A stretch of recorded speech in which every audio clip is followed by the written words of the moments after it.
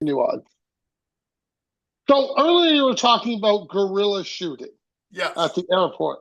Now, I would like to know the boat trip. You're on a boat Yep. with the family. That's Yep. got to be guerrilla shooting, I think, too. Yep. A The lot of the helicopter. yeah. We had that was I don't know if I the helicopter tour came with the you could for an additional fee you could take home the footage from it. Oh, Right. So that was an actual helicopter tour. I see for that scene, that's me playing the hat cam guy. Right. okay. So because I'm able to get the shots that I want, but then the helicopter is also recording, right? And so it was sort of in the back, but yeah, it's guerrilla in that that it was meant for home use, I suppose. But so we were able to get both the point of view shots in the helicopter and some beautiful, $1 million shots for a lot less than that. It was like, it was like But my argument literally a is deep.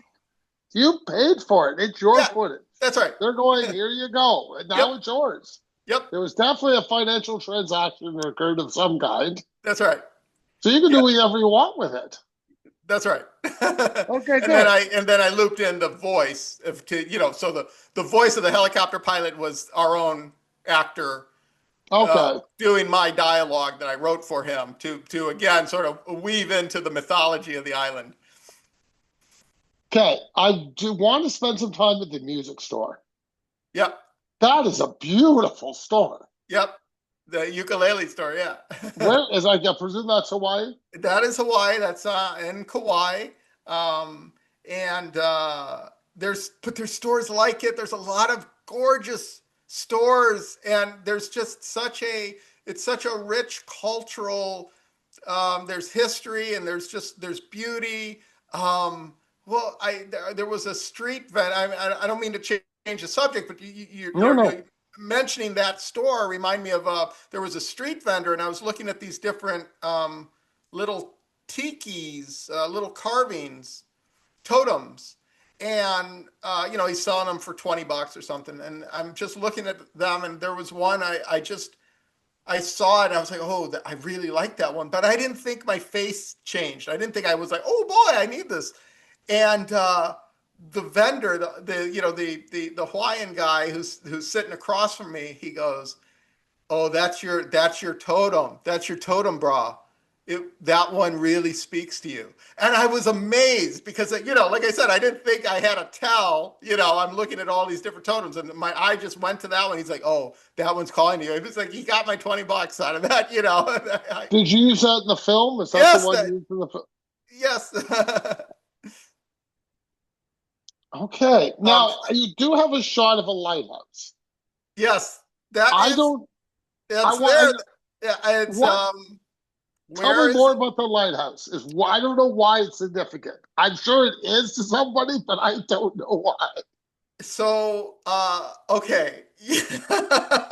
That shot is in there for me. I wanted a little bit of weird modernity and something that was not traditionally Hawaiian, okay? But what was interesting to me is it was just as much of a tourist destination as all the beautiful original Hawaiian things. And it was just there's this movie just sort of scratches the surface of some deeper conversations about the relationship between mainland tourists who may or may not have the right aloha, right, when visiting the islands. And the one of the things I was really interested in is there's a such a it's the relationship between the tourist industry and Native Hawaiians is so fraught. And this movie isn't the movie to answer all those questions, but it's one of the things about Alex is that one of the things about Guy Trevino, that character, he's a self-proclaimed expert on all things Hawaiian, but he's clearly not a native Hawaiian. He's a guy who Correct. who gave up his life on the mainland put on a Jimmy Buffett shirt, right? And he sits in tiki bars, right? And so it's not a good thing or a bad thing. It just is it was an observation of mine. When you're in Hawaii, there's an awful lot of expatriates living there, a lot of self-proclaimed Hawaiian experts who aren't Hawaiian. And I was just, and so part of the, a friend of mine saw this movie the other day and said it was a really cool cautionary tale, right? And I sort of liked that as a cautionary tale of, don't get yourself mixed up with beautiful young maidens who you shouldn't. But there's another cautionary tale in there too, right? Like Alex goes into this without knowledge of the mythology, right? He stumbles in and he keeps stumbling in. He has many chances to walk away and he doesn't, right? And so there's a scene during the seduction scene. She takes the doll and she takes the shell. She's doing some traditional Hawaiian chants. And he says, "Oh, is that a native? Is that an indigenous ceremony you're doing?" I've been meaning to learn more about that, and I sort of purposely made that a throwaway line, right? And because I sort of wanted Alex to represent somebody who stumbles into something he's not supposed to Okay. on multiple levels, right? Okay, you do have a Shining reference in your script. Was that just for your Yeah. personal fun? Yeah, there might be a couple references to The Shining, and I rem I probably was a little too young the first time I saw The Shining, right? But of all the creepy, weird things that happened in the movie, the moment that for me was the most gut punching, and it's not the creepy twins, and it's not the blood gushing from the elevators. It's when she sees that the manuscript says nothing except Jack is all work and no play. That Yeah. there is no book. And Nope. I think when you're a writer, because I'm a writer, right? And I've always been a writer. Oh, I get it. When his wife calls him, said there's no notes in the book. Yes, Okay, now I know where you're going. I that's didn't get that one, but I'll that, give it to you. that's what that was. And so it because in The Shining he spends all winter yelling at his wife that he needs to be left alone to work on his book. Yes, he does. Right. And so throughout the whole story, he's typing away, and we go, if you're a writer, you're sort of wanting to side with him. Oh, okay, well, you got to let the genius cook, right? Yes. So when it is revealed to us and to his wife at the same moment that there was no book, he's just writing nonsense, you realize the extent of how insane that character is, right? Well, so that was for me when Alex's wife is going to find out that his notebook is empty when he claims he's been going off to write music, right? Then that's a real gut punch for her, and that's why there's such a turn with her Oh. character for that last scene because she knows he's up to something, and it's not Oh yeah, writing music. absolutely. Yeah. Where did the seashells come from? Um, the well, the there are shells in the movie because shells are a very traditional gift in Hawaii and in Okay. Polynesian culture. And so she talks about when she first gives him the shell, she says, "This is your shell. Notice how the lines start out small and Yes. they get stronger. It reminds me of you." And so this is an actual element of Polynesian culture. When you give a gift, she talks about makana, right? Is Yeah. the Hawaiian word for gift.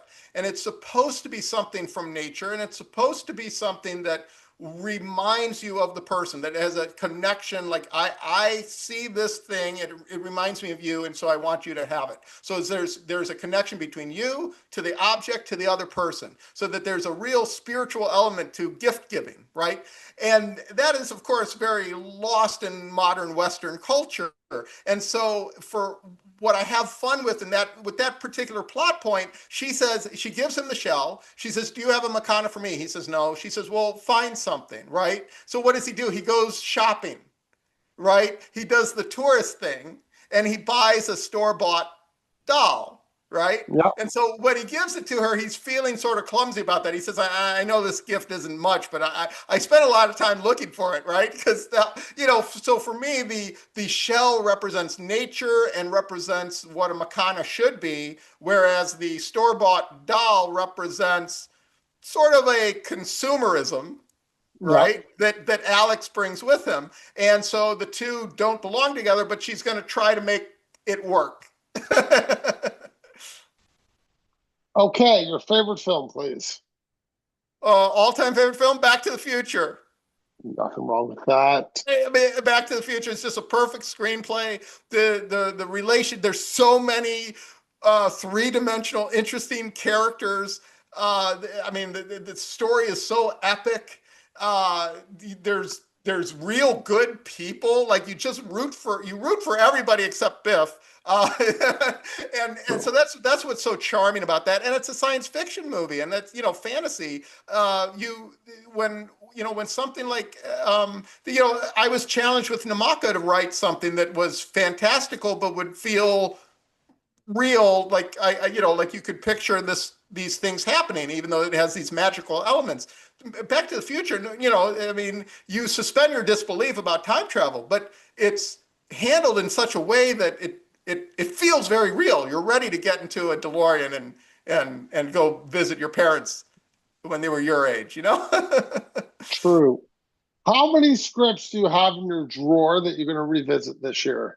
Next year, Oh, sorry. you know what? I'm looking off screen to my vision board. 1, 2, 3, 4, 5, 6, 7, 8, 9, 10, 11, 12. I have an even dozen of scripts I'm gonna revisit. How many do you think you'll produce this year? At least one, two? Oh, at least yes. I don't want to, I don't want to get ahead of my skis. Oh, any one movie is a big to do, and and I also do a lot of. I'm a producer for hire as well. I will work on other people's movies. So I have a project that I'm helping out some friends on that we're going to be shooting. In just a couple weeks now, and I can't say much about it yet, but No, understandable. I'm really excited about it, Good.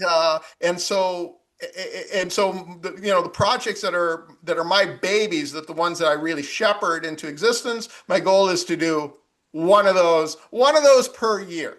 Takes about a year, other It than the does. writing. I think that from pre-production to production, post-production, and then getting it out to the world, which is part of being a filmmaker, is finding audiences.